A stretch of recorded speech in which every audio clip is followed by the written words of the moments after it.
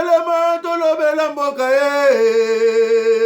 Ole tosuwa kabimisa na poasa Badepite tovotaki bazo salarien Bazo salarien Tokele na funa bazo salarien Bazo salarien Kongo tolega na mwamba bazo salarien Bazo salarien Tokele lukunga bazo salarien Bazo salarien Na baboko pula bibembe bazo salarien Bazo salarien Ato na changu bazo salarien Bazo salarien Bazo salarien Bazo salarien Alakola ni molili Bazo salarien Bazo salarien Ekulu ne paye Bazo salarien Bazo salarien Kala ni ba mama Bazo salarien Bazo salarien Ekola ni wape Bazo salarien Bazo salarien Eza biso ba Congolais. Ezali ya biso nyonso. Eza pona biso ba Congolais. Eza mabele na biso ba Congolais.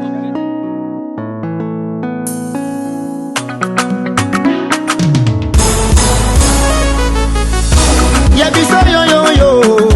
Ya biso yo yo yo. Ya biso yo yo yo. Mboko yo Congo. Besi ya mwana zobeta masolo ya mboka na biso. Bato mosusu bali ya mbongo ya Congo. Bakabola na peplete. Ya biso ya mwana Kote sepela na bamine na biso. Ya biso yo yo yo. Biso bakolo mabele. Ya biso yo yo yo. Ya biso yo yo yo. Ya biso yo yo yo. Mboko yo Congo. Ya biso ezalaka sokolingo bénéficie na bamineri yaka na projet na biso. Ya biso yo yo yo. Ya biso yo yo yo. Mosusu babosana na bango. Kemboka oyo ya biso. Bamineri pi ya biso. Ya bala oyo tokoka bala biso neselongo. Peuple congolais. Ya biso yo yo yo. Ya biso yo yo yo. Une fois de plus, Tosoua Paul en face à Moutou, ya Kabila, ya Mounene, Serge Tibin, Lelo Oyo Serge Tibin, Alinga Kiabima na silence, ya Tamoulaï ou Azalaki Nango, parce que d'après les Congolais, Belé Babi FCC Koufi, d'après les Congolais, Moussou Babi PPRD Koufi, et puis problème au Italie, Mamaye, mon ministre était Longonzo, où il y a IDPS, il y a ministre de la Santé, avec nos comptes à la gérance, dans l'attribution à ville. Mais précisément dans Mamayemu, Ezali hôpital, ils dépendent directement dans l'hôtel de ville à Kinshasa, dans le gouvernement provincial. Mais malheureusement, il y a un comité de gestion dernièrement nommé Bango Pays, Baki Bamamiki Batrouna, ils ont raté. Et par après, j'étais sur Nabiso, ils ont ici, ville à Kinshasa, n'a raison. Et après, le gouverneur de la ville à Kinshasa, Outi Libana Yamboka, à Outo Salanini, Serge Tibin va essayer de nous expliquer. Et en plus, il y a Nzela, Banzela à Kinshasa, il semblerait que le gouverneur de la ville à Kinshasa, Jean-Tilingo Bilambaka, a vu Makamboya Banzela, Nyon sur Mike, Oezali na charge de la ville. Pour toi, Banzela mi balé na Kinshasa, Banzela à gouvernement central, na Banzela au gouvernement provincial. Mais au gouvernement provincial, Jean-Tilingo Bila toujours déterminé, alors il faut ça là, à ce pays, ça va quinoa, par rapport à des qui moutent à Sundola Banzela, wana, alia Bambongo Nango, alia Bamamebele, preuve yango lelo, André Kimbuta, Kimina qui va en Afrique. Pour Anini, tu éviter, on dirait peu, alors qu'il y a un gobila, tout gouvernement provincial, bazo porter bango plainte par rapport à Masoula Bambongo, Serge Tibin Boni.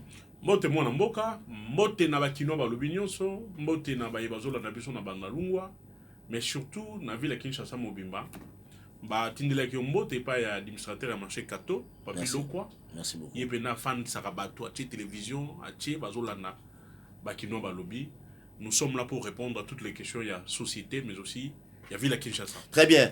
Merci beaucoup Kozo Bandaboni FCC na PPRD. Koufite Koufite. FCC na PPRD, ils allaient malamu. PPRD ils allaient peu malamu. Sauf que nous sommes dans une période de turbulence.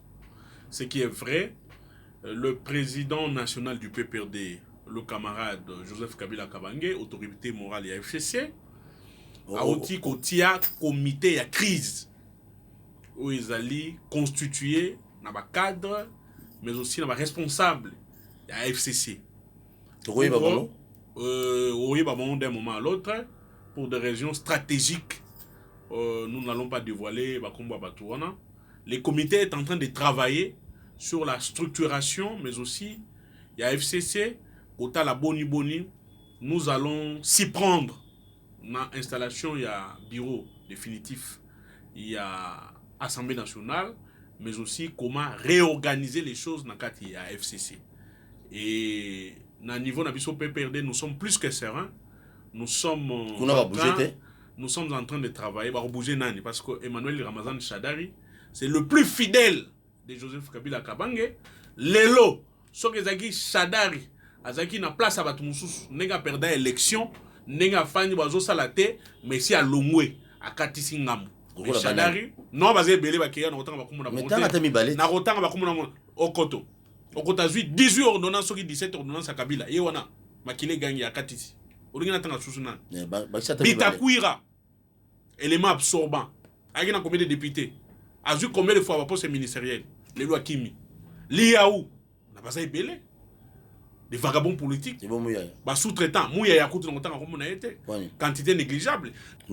Ils sont nombreux na kotanga bakomuna bangote. Shadar est resté fidèle. Je te dis, ils sont nombreux. Des sous-traitants des vagabonds politiques bazali belé. Donc Paluku aza sous-traitant. Na lobby, bah sous-traitant. Oh bazali lelo, bazo kene union salée ou union sucrée, bazali belé. Mususu wabi Mungongo. Na lobby, bazali est belé. Bah Michel Mungongo, il avait combien de députés? Mais il a eu le poste de ministre combien de fois? Donc, qu'on gérer Malamonté, c'est un autre débat. Mais, analysons les choses telles que Zali. Ces gens-là, parce que Vina Bango, ils ont nyoka. Ce sont des ingrats. De la même manière qu'ils ont trahi Kabila, qui sont en train de trahir Kabila, de la même manière qu'ils vont trahir Félix Antoine Tshisekedi de Tshilombo, qui a trahi, trahira.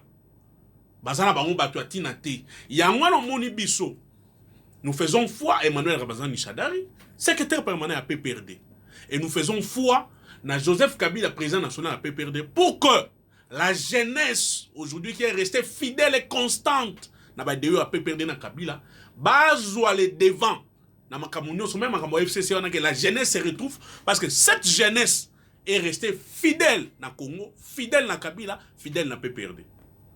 Et fidèle surtout à Shadar Emmanuel Ramazani, parce que celui-là, ce qui est belé, c'est une union salée, c'est une union sucrée. Union sucrée. Ce qui est dauphin. Union sacrée, bien. Union sucrée. Parce qu'on a miel. Ce qui est miel ici, barozonga. Mais ce qui est barozonga FCC. Barozonga. FCC et orchestre à Oisé quoi. Bisson a peur des années orchestre à Oisé quoi. Ok, orchestre à soutien. Atozaki au grand, au 2 mètres, 3 mètres, au kozon à l'issoussouté. Ceux qui sont partis là-bas, bango. Ceux qui sont partis là, ils ont trahi Kabila. Nous, jeunesse, nous avons pris acte. Par contre, Tchali Soussou, qu'on a pu perdre. Attends, Julien Palou. Bah, ça là-bas, parti. Julien Palou, à 14 députés. Tolobi boye. Bah, oui, bah, kei, union sucrée. Bah, Tchassou, qu'on a pu perdre. Surtout des égoïstes, on a autre temps, des ingrats. Parce que la jeunesse ne va pas laisser des gens, des hypocrites, des vagabonds politiques à qui ont bénéficié en termes de notoriété, en termes de poste, en termes de moussala. Léo, sans raison valable. Toi, tu peux imaginer quelqu'un comme Charles Okoto. Ayebisi député, moi, il y a PPRD que Tina na yo ni là Kabila tolonga FCC OK na union sucrée. Réponse à ça le côté d'Alini. Je ne peux pas rester au chômage. Mais tant que yo tu ne peux pas rester au chômage. Bana yo boti bazali na ba âge ya kokola ba osala musala boni. Tant que tu n'es bitakuira. Raison valable ya yé kolonga na FCC zalité. Non parce que je fais 3 ans mon à Kabila té. Comme Kabila azali moi si na yé donc yé a Kabila hernios. Voilà, réseau Bitakour à Lobango. Réseau, mais à Lobango. Sur une chaîne de la place, qu'il a fait 3 ans à Bona Kabila. Et pourtant, mais Laura Bitakour à Lobango. Et Laura Lobango. Bitakour à Lobango. J'ai ça le côté à lobby à cause de la chômage. De ya botama il faut à Ramokondi. Mais si quoi, so je Bitakour. Parce que Kabila n'est pas message ça bango. Non, il faut non, il faut faire ça bango misala. Bino ba jeune Kabila, on va faire ça bino yombo. Oh, Paul Toussoua. C'est fini. La jeunesse a pris acte. Et cette jeunesse est active derrière Joseph Kabila, derrière Emmanuel Ramazani Shadari, derrière le PPRD, à travers le PPRD, à travers les idéaux à Kabila de FCC, nous allons soutenir notre pays à aller de l'avant. Et nous n'allons pas tergiverser. Nous sommes constants et sereins. Bato mususu balongo une grande partie à l'exception bato tangiwana babi et balongo FCC tout justement parce que PP d'Azali qui cupide ya ba poste soit solo poste il faut que PP d'Azali belé par rapport à bango comme ba mususu basali ba mikolo belé ba mula na FCC wana donc yombo donc ba lota na bango te ba kansa bango te donc PP de cupide on est balongo ba qui la union sacrée PPRD d'ailleurs bato bazuzo ba raison baza ba raison les a fondé. Na kata FCC ba clivage on les a raté. Na kata FCC zali au Kebilanga au Loni. Oh Loni no kubuka. C'est ça la concurrence na kata FCC. PPRD parti à Liota ACDP biso nyonso CCI biso nyonso ketoko na élection ne bilanga ngwana. Soki okeye élection au buki au Loni au aligné batuno malamu ko buka nene ba député. Si vous avez na kata panier FCC 10 députés, vous allez na poste. Ba quota to ba poste na FCC kabonaka par rapport au nombre de députés. Vous allez na ba députés, ba copé sur poste. Et à niveau provincial, et à niveau national. Mundo ko sa yote. Ba pesa raté ba poste parce que Paul Toussou a demandé fois pembe. Ah non, Mikolo a combiné de VK na prison, a demandé fois pembe, ba pesa poste non. Point into comparé na Kabila te kana avec. Non, on a des exemples. On fait les négliger. VK vraiment beaucoup de courage, mais on est de cœur avec toi. On fait les négliger. Pas négliger. Partenaire privilégié. Les lois, comment on fait les négliger? Mais Kabila pas boxé dans un moment. Na lobby, orphelin, pas.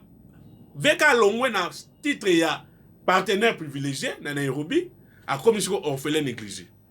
C'est l'autre. Mais Kabila pas négligé qui est payé. Non. Avant c'est qu'il a à comprendre si quoi. VK comment tu as dit comprendre les lots. VK comprendre les lots que Kabila a bien. Azam tout malam. Donc d'après au Kabila. Maman Ambida. Maman Ambida a une démission. Maman Ambida comprendre que Kabila Azam tout malam. Bah toi YNC va comprendre. Na solo qui n'est belé. Va comprendre que Kabila Azam tout malam. Okata fait une déclaration. Okata 5 population au limite. Alors biso cache tout qui prêt à diriger. Tous allez? Bah qui prêt à diriger. Par rapport à tout ce qui s'est fait à 5 qui limite. Et l'autre, ce qui sort de ma bouche, c'est outil na monoko ngate, et outil na monoko papier Okata. Bah 5 Okata 5 population congolaise bolimbis. Bolimbis parce que par rapport à tout ce qui s'est fait, je suis à payer les lots. Zamabé Koleka. Oui. Donc nous sommes autres c'est que dans ça nous c'est Zamabé. Basaline, chef de l'état, Fati Béton de Lingami, azaka na ba promesse. Fati Béton, Fati Volca. Azaka na ba promesse. Azaka na kata ba chapelet ba promesse. Na kosa l'école de guerre, na kosa la boy social komata. Ni azaka na ba promesse. Réalité jusque là on ne sent rien. Solo. Et puis que PPD ne bomboka. PPRD sali mboka zonga mboka. PPRD bomi pena Congo na nyonso. PPRD ne sali mboka o ke zonga mboka. PPRD à travers les élections, initiateur Joseph Kabila, ne zongisi mboka na rail démocratique. Na yebisa kayo. Comment ça na te pour tout soir. Lelo so bino ko na liberté ko sala ba chaîne PPRD. Na mboka bozali na dictature. Yanan, ya muze. Ya Mobutu. Ah te papa il faut le banane peut nani muze. Ah kasi muze buto zongisi elbino. Muze de papa. Muze. Oh. Maintenant ni papa na biso muze. Yoko beta histoire à Kabila, le fils Joseph Otanga muze te. Maintenant tu peux parler de Kabila sans parler de Kabila dans mon musée. Et bon ça mon anan. OK, c'est bon. Tu évolues. C'est le fils de Mouzé. Tant Mouzé ah non, Joseph Kabila ça massacre ba tout ce qui wapi kuna na nini. Quand Mouzé dit mon fils n'était pas sur tel axe, mon fils était à Kisangani boye.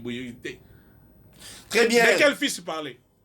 Tant Mouzé Joseph Kabila Ibrahim, abano le Ibrahim. Na est-ce qu'atanga komunai. Quand il parlait de ses fils, on voyait que Joseph. Tant que Joseph Kabila est militaire, il a pensé 15 jours, il y a détention. Il parlait de quel fils? Ibrahim. Merci beaucoup, Maman Olive Lembe. Namoni na ba réseaux sociaux, il y a un dossier Malembe sur camion côté Maman Olive no qui est chaud. Pour babi kuna bozo ba jeep mikolo na ba $50,000. Babi Kalanus ba no pesa bino. Ta ba mone yindi ba mo pesa bino ba jeep na ba $50,000.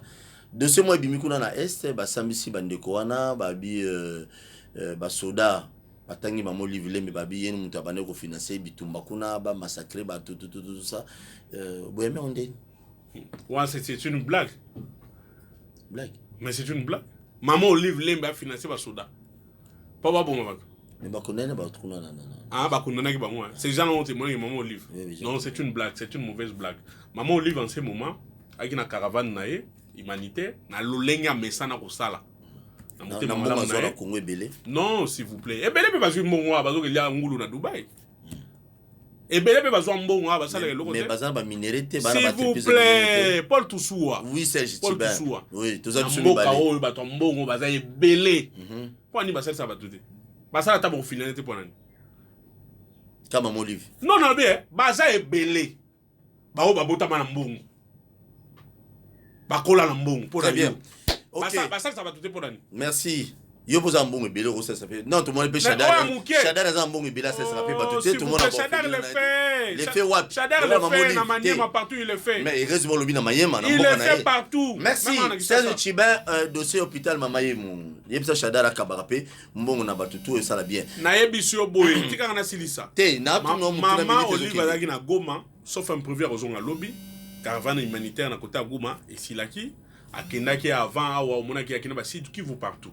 Donc Moussa les autres continuer initiative plus et ça Moussa nango. Merci. Nazo présenter pe ba condoléances parce que moi qu'on a bino journaliste Sarah Fanny Dakouz auta kotika biso et Bembe c'est ma sœur. Et Bembe Kozonga lobby sauf imprévu l'aéroport Andjili et donc ils ont vendredi non samedi lobby et au Maroc. Parce que là qui veut mon quoi dans la Maman Olive, nous présentons le sincère condoléances. Donc Maman Olive a dû charge à Maman nous il y a passé à ça qui mon quoi va collaboratrice. Je ne refuse pas. Donc nous présentons nos condoléances à Maman Olive Lembe na initiative plus Mobima par rapport il y a faire il faut nous présenter ba condoléances na famille biologique et ça ya Sarah Dakouz. Na cité Yo bana Maman Olive Lembe. Paul Toussoua. Na cité. Pour privatiser biso ba journaliste c'est bon ça. Paul Toussoua. Banda na famille ya Sarah Dakouz. Paul Toussoua. Malobeza e pa na ngai. So tu nga mutu no tika na silisa. OK. O baby Sunday. Ozalaki auto banake mission au présenter ba condoléances cité. Nga mutu nde na yo senga yo au présenter ba condoléances. Merci. Nazo souhaiter ba condoléances nde na lobaki et pas Maman Olive. Na présenter ba condoléances na initiative plus, na présenter ba condoléances na mobali ya ndeko na biso autotika biso, mais surtout na famille na ye Mobimba, famille biologique. C'est fini. Congo Koufi Kabila Bomi Congo. Bon, dossier à Mama Yemou, Babi Binoville à Kinshasa pour gagner procès face au ministre et à Binoté, Biso Kinshasa. Biso nous avons donc OK, ba Kinoa va gagner procès face au ministre et à santé était Nlongonjo. Et les Kindé. Nenga tozolo ba justice, il faut à la justice il y a solo pour que état des droits à la sloganté. Nenga tozolo ba que ba bazali la ba parcelle il y a décision. Il faut ba respecter ba texte des lois pour que l'état des droits ezala notion moko il y a consommation popularité. Boni na mboka o mona de ministre de la santé nationale. Excusez-moi. Ministre de la santé nationale a arrêté ministériel pour renommer Batou na institution moko à caractère provincial ou est compétence na attribution sous dépend pas gouverneur. Et ça les sonne ça qui passe na Batou bazara balinga ba texte net biso. Mamaye Moutourbaki ezali hôpital ezaki créé par décret loi il y a 27 juin 2002. Donc ce qui va linga Mamaye hôpital provincial, il faut qu'un autre décret loi na notion na principe à parallélisme de forme. Lelo premier ministre a convoqué qui na ministre il y a santé nationale na gouverneur de la ville, on a tranché cet hôpital et rentré une fois de plus na ba droit na ba devoir il y a gouverneur de la ville. C'est lui qui nomme les comités de gestion. C'est lui qui révoque s'il y a des fautes graves ou incompétences notoires par rapport à la gestion, par rapport à Ninouana. Et nous osons croire que le projet que Jantini Mobilazali Nango, il y a modernisation à Mamayemou, mais aussi il y a construction de l'hôpital Moussoussou et qu'on continue comme ça même Malamou. Gouverneur de la ville Azalaki na Tunis, à Kenaki France, à Kenaki Osala Nini, à Kenaki na 40e assemblée générale, il y a ma mère francophone, Bazali une association internationale, à cadre de la francophonie. Cette association écoute Anaka chaque année pour discuter par rapport à mon Italie développement. il y a une ville francophone. Tant à l'ongwe Tunis, accueilli dans Paris, pour un séjour, il y a 3-4 jours, accueilli sous renforcer le partenariat. Dans la ville, il y a Paris. À Koutanaki, dans Anne Hidalgo, vous allez être maire, il y a Paris, bah signer un contrat surtout dans le assainissement. Et gouverneur de la ville à Zongaki, sauf un peu à Zongaki mardi, mardi na Boutou à Zongaki Kinshasa, lobby déjà à Kenaki na terrain, Kenaki kota la banzela mususu balansaki ba travaux, mais aussi à profiter les sous na kati ya projet na lobaki banzela Kinshasa fait bunga, à lansaki ba travaux ya veni Mombele, soki Mombele continue, ndenge pe ko kinikosi la bazo lancer ba travaux ya bongolona ki mwenza nena baki badarana nzoko pour qu'enfin ville à Kinshasa ezala désengorger na ba embouteillage oyo batongeli biso ya ba saut de mouton de gauche à droite. Ba mouton ezala banda kala voilà, de mouton papa. Voilà, et ko bakisa ba saut de mouton. Voilà lelo programme à gouverneur ezala ki ya mwana il à Kinshasa, il continue à faire son travail de la même manière. Mama Yemou ezali résolu. Nous pensons aussi que dans les jours à venir, ceux qui ont pris en otage Zando Amunene, les tout-puissants ministres Kankonde, à cause de Zando comme salité, nous pensons au Premier ministre, nous pensons au chef de l'État. Il y a des garants bon fonction de l'institution. Je pense qu'il faut il faut que Zando soit Ngobila pour que Ngobila soit moyen de moderniser Zando. La vision de Yazali Nango, il y a Kinshasa Bopeto, parce que Kinshasa Bopeto, ils ont d'abord changement de mentalité, et ils ont pépé à Sika, Kinoa Nyonso. Kinshasa Bopeto, c'est une affaire de tous. Sans exception. Kinoa, Bisson Nyonso. Il faut que dans l'idéologie pour vivre les lobby Mokolo j'ai dit les bêta na Kinshasa, tout le monde est bossa BCDC donc Gombe Mobi Mama est tondi na place à retourner. Est-ce que le gouverneur bien qu'à la Simisala Kuna pour nous retirer ba caniveau minen ou wana de Mama est na fleuve. Est-ce que vous songer na mais pour tout ça, Moussa les autres salima. Malembe. Moussa les autres salima. Quand on va Malembe, batou ceux qui n'ont jamais géré, ceux qui ont fait l'opposition hein, bazanga makas mi na ba slogan. Wana banane. Là c'est belé bazo gérer sous les lieux. Ils sont fait l'opposition sous les bois. Non, ces gens qui sont sous les bois utilisent des livres de paix sur les bongo. Donc président Félix. Non lobby bateau bazo gérer sous les lots. Très bien. Nabino baza est belé. Nabino. Natangi comment mututé. Très bien. Baza lobby baza makasi na ba slogan. Mais ce pas comme en réalité. Parce que pour faire des travaux, pour gérer une ville, il faut avoir une certaine mobilisation en recette. Au gouverneur est un magicien. Ce qui recette est côté, le gouverneur a un coquille. Il y a ça banzela. Et à ça banzela, à ça misala en fonction de mobilisation en recette, au moins ils ont même un partenariat moussous. Ils ont un appui budgétaire. Enfin, acha mayele na yena projet na ils allaient exécuter. Ce qu'on t'a dit banzela déjà même dans boulevard, ils ont 24 OVD. Sur financement à ville à Kinshasa, ils ont curé déjà égout.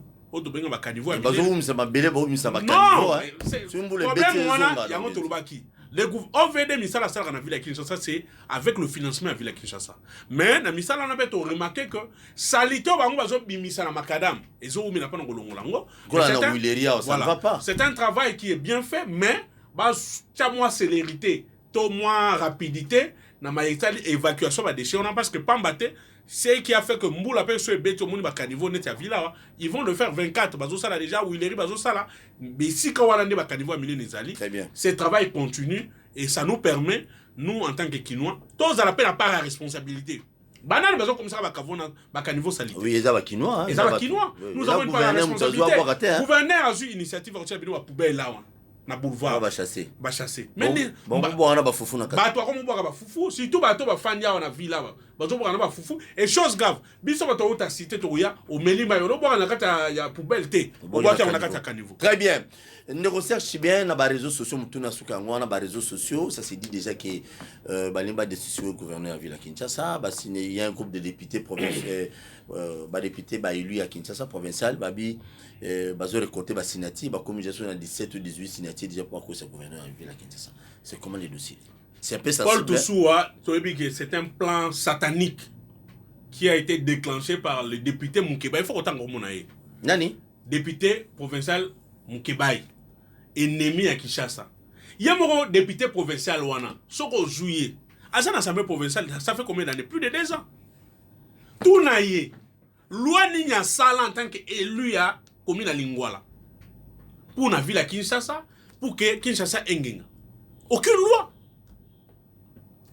loi azaka derrière les dossiers où il côté les mbongo ba dénonciation ce n'est pas le travail d'un député Moussala liboso est député provincial ou député national c'est la légifération. C'est la production des textes. Les textes qui permettent de la régie sur base, il y a Mibeko et Keneliboso. Mais en termes de production des textes, Moukeba c'est 0. 0. Mais à ça, tout n'a pas ça la loi pour la ville de Kinshasa. Oui, on permet un mobile et quand ils sont la ville de Kinshasa, on mobile ça Moussala. Bato va produire la loi pour mobile. Azo makokia ko sala Moussala. Et ça bangout. Maintenant, Vani, comme ça a besoin de mbongo mikolo yo. Au moins il négocier ça falobi ba opesa mo ba jeep pour la motivation, ne ba lokola ki mabunda. Yé pas comme ka posa jeep comme ça façon soit jeep ya fortune kala mingité, yé pas alors ko mafuta comme matin na muntema. Azo jeep allez, avec sa motion, ba député va signer. C'est peine perdue ba député qui ça va yebike avec Moukeba ça ne passera pas. Ils sont fidèles et pas Godempoï, ils sont fidèles. On a Bonto Baponaki qui est Gentini Ngobila qui est en train de diriger la ville les autres qui n'est bosso moins d'engengawa les autres permettent Mukeba faire la lingua là amela matata mai amela raté mai ça va ah voilà non mais là pas nena même Mukeba azolo belangote nous construisons des routes elengesa Mukeba azo bina bazo binle banze mokuna bujuba okene elengesa c'est ça c'est Ngobila toujours ton qui quitte il n'en parle pas. Lelo Mombele, et l'équipe commune alimentaire en Ngaba, on n'en parle pas. Bantavoya qui mwenza, na Bongolo, il n'en parle pas. Bientôt, il va la Badarana Nzoko, il va pas en parler. Problème au Moukeba Ezali, Banda Zaro Luka poste et la commission sur l'environnement à Zouate. Moukeba a comment ennemi à Godem Pouyi, Moukeba a comment ennemi à Ngobila. Donc, au signature, on a. Député provinciaux, c'est laissé faire. Solo, nous alertons nos députés provinciaux. La prise de conscience et surtout la prise de maturité politique. Parce que, au moment où les gens sont derrière les jeeps, derrière les $15,000. Merci. Viens Niao, Grand Niao, il va passer 15,000 pour y avoir Grand Golo. À cause de 5,000. Ça fait non, pour notre motivation, notre on va nous donner une jeep. Donc, Moukeba m'a foutu ma tayote. Ce que vous avez besoin de Jeep, Tuna, soit Moïse Katumbi, ou Tuna ni Moutunani, malheureusement, il faut constatiser tous les députés provinciaux. C'est ce que je suis en train de faire. Oui. Mais je tire plus le sonnette d'alarme, mais pas Moukebaï. Que cette voie qu'il a empruntée là, ils allaient voir un chèque. Les députés provinciaux, et toujours ben namatoi, moto to tia na l'Assemblée provinciale biso PPRD lisu na biso. Honorable papier et puis la mouka conscientiser les députés et FCC et PPRD pour barrer la route à ces projets machiavéliques à Moukebaï. Très bien. Merci Nabino Sobatoubolandi Bisso. Joseph Kabila en 2023 a candidat président de la République, c'est ça? Joseph Kabila a Zanatina Maïwanati. Ah, il a changé langage. Joseph Kabila, non, est-ce que vous avez Kabila Joseph Kabila na plateau, ça va RDC. Pour tout ça, vous avez Bino, Bino te me bateau, papa sa vidéo mituna. Il y a eu ça à Bango. Bakinois wana. Na bana bandali. Na lobby oui, basa na Bakinois, basa Bakinois za. Kitoko toke c'est ça que je te dis. Il y a eu ça à Bango. Avant ba tout ma question, ba yo kabilobi la ba touté. FCC na PPR des alliés na voix officielle. Sauf qu'il y a une information officielle, biso ne ba lobeli, to représente une information officielle. Très bien. Yo aura qui PPR des lobby que Kabila za candidat en 2023.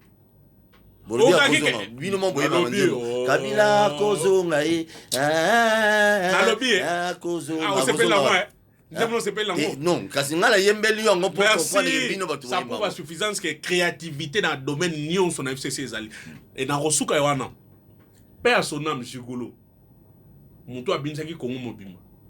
Na moni nzembo na ye, bako mo na IDPS. Nzembo ya Jigodo. Totikala na yo Joseph Kabila Congo Mboka Congo bakoko batika etona bomengo paradis terrestre Pona Congo baboma Lumumba. Pona Congo baboma Kimbangu. Muza kenda pona Congo. Totikala na yo Joseph Kabila. Lelo na IDPS pas comme Ibango. Merci Tokomina Suka. Futa mpako. Evre da reza ya batu ya Jigoro. Mwana batete. Na pesi mwana batete tout le monde. Merci na ma chaîne partenaire. Merci na Jazz Nyembo Mutareza qui moko ba présentateur ya boulot qui na politique. Merci na bande kutu o bazaki na sima ya caméra to kutani prochainement Congo za Kabila te malheureusement tati mande fo bila bank sa bisote Congo ya biso nyonso. Mais Kabila azali l'un de la les savants.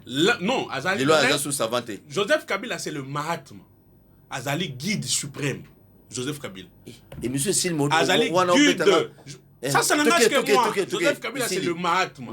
C'est le guide suprême. Joseph Kabila, c'est l'autorité morale de la République. Joseph Kabila azali l'un des partenaires majeurs sur le plan politique Yambokao. On ne peut pas parler de l'histoire de ces pays sans parler de Kabila. Bon, donc, on ne peut pas parler de Lumumba, ni de Mobutu, ni de Moussa. Non, Lumumba, effectivement, Lumumba autant a plus dans l'histoire. Mais politique active, Kabila. Mobutu. Ça c'est de l'histoire. Mouzé, Lumumba c'est de l'histoire. Mais je parle de la politique active, l'élo. L'élo actuel. Vous ne pouvez pas parler de la politique congolaise sans parler de Kabila. Mais on ne peut pas parler de la politique actuelle. La fachité. Je n'ai pas dit le contraire. Tokutani prochainement yo lobi Kabila mengala lobi fachi. Merci Tokutani prochainement. Faulu a loté. Tokutani prochainement. Zambe apambola bino merci. Président Fachi na peso mbote. Tokutani. Joseph Kabila na peso mbote. Martin Fayoul na peso mbote. Adolphe Muzito fumumpa. Balie na bino asika. OK. Wana balie FC Sasika. Balie FC Sasika. Vital Kamerhe na peso mbote. Omoni politique na buzoba. Fayoul makele la kene FCC. Merci Tokutani prochainement. Merci. Et monsieur Sili papa, merci. Telema tolobela mboka Wele tosuwa kabimisa na poasa.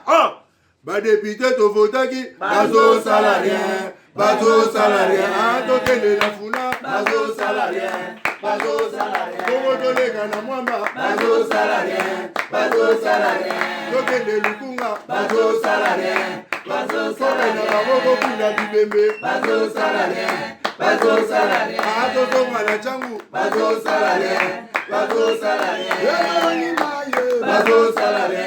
Bazo salarié, Alakolani Molili, Bazo salarié, Kulune Paye, Bazo salarié, Alakolani Mama, Bazo salarié, Kolani Wape, Bazo salarié.